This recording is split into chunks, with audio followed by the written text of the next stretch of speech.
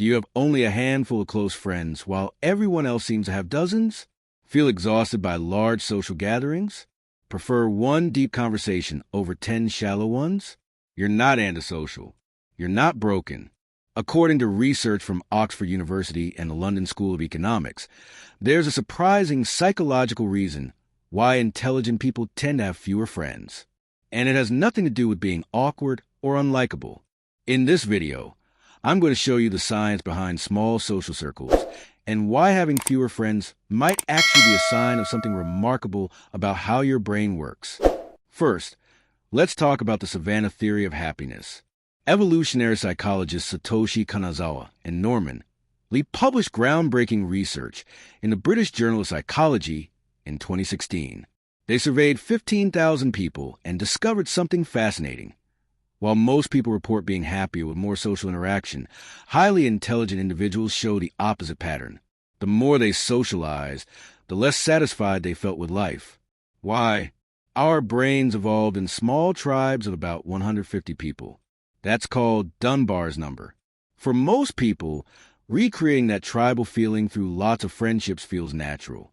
But highly intelligent brains are better at adapting beyond evolutionary defaults.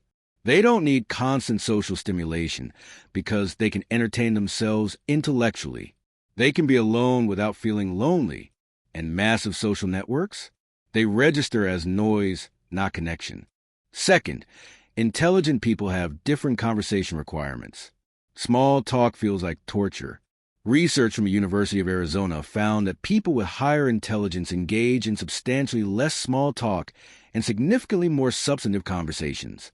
The study tracked conversations over several days and found that the happiest participants weren't those who talked the most, but those who had the most deep, meaningful exchanges.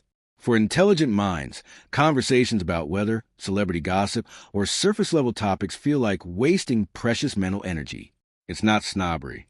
It's that their brains are wired to seek complexity, patterns, and meaning. They'd rather have one 3-hour conversation about philosophy, science, or personal growth than 23-minute chat about nothing. And people who can engage at that depth, they're rare. So naturally, the friend group stays small. Third, let's talk about energy economics.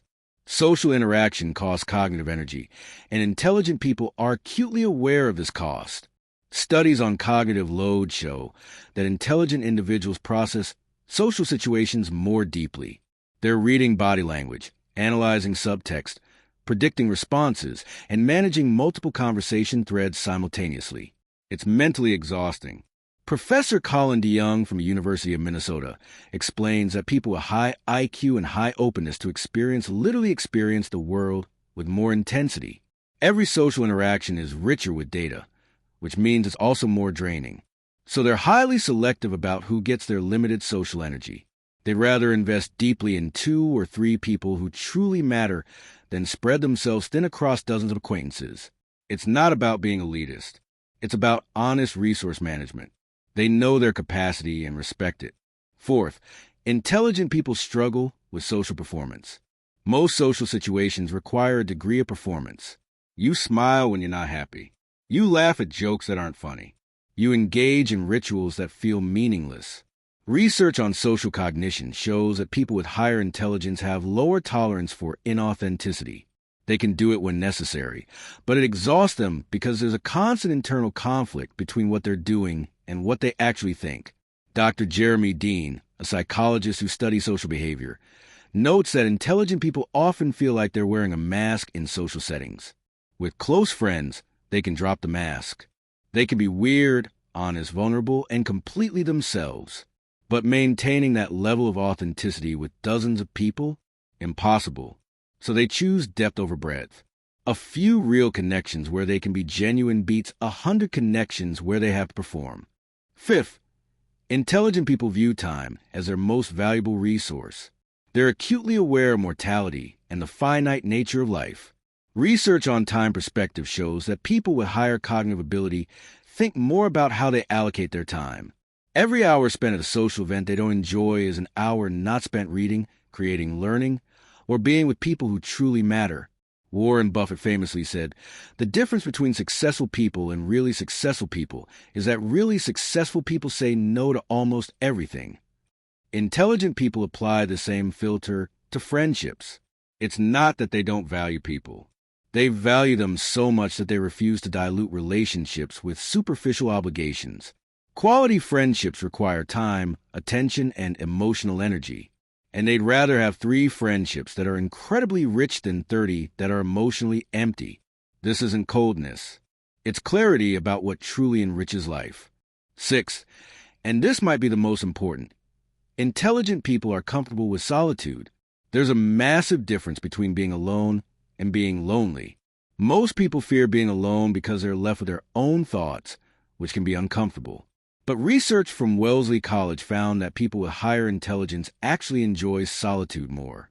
They use alone time productively for reflection, creativity, and intellectual pursuits. Psychologist Sherry Board-Carter explains that solitude allows the brain to process information, consolidate memories, and generate insights. For intelligent people, alone time isn't something to avoid. It's essential mental nutrition. They don't need constant external validation or stimulation because they have rich inner worlds. This means they're not desperately seeking friends to fill an emptiness. They're selectively choosing friends who add something meaningful to an already fulfilling life. That's a completely different dynamic than collecting people out of fear of being alone. Now, here's the critical part. Having few friends is only positive if it's by choice, not circumstance. There's a huge difference between being selectively social and being socially isolated. Social isolation, where you want friends but can't make them, is linked to serious health problems, depression, anxiety, and even shortened lifespan. Mayo Clinic research shows it's as dangerous as smoking 15 cigarettes a day. So let's be clear. If you're struggling to connect and it's causing you pain, that's not intelligence. That's something else that might need professional support. The key is self-awareness. Ask yourself, am I alone because I choose quality over quantity? Or am I isolated because I struggle with social skills? One is a preference. The other is a problem that deserves attention. If you genuinely prefer a small circle and feel fulfilled, science says you're probably operating exactly how your brain works best. If you feel lonely and want more connection, but can't seem to build it, reach out for help. There's no shame in that. Intelligence means knowing the difference. So, how many close friends do you have? And more importantly, does that number feel right for you? Drop a comment below. I'm genuinely curious. Are you someone with 2 close friends who feels completely fulfilled? Or someone with 20 who still feels lonely? There's no right answer, only your answer. If this video resonated with you, hit that like button and share it with your 1 or 2 closest friends. They'll probably relate. And if you want more psychology of human behavior backed by real research, subscribe to this channel. We post new videos every week breaking down why we're the way we are. Remember, you're not weird for preferring depth over breadth. You're not broken for needing alone time. You're just wired differently. And that's not a flaw. That's a feature. See you in the next video.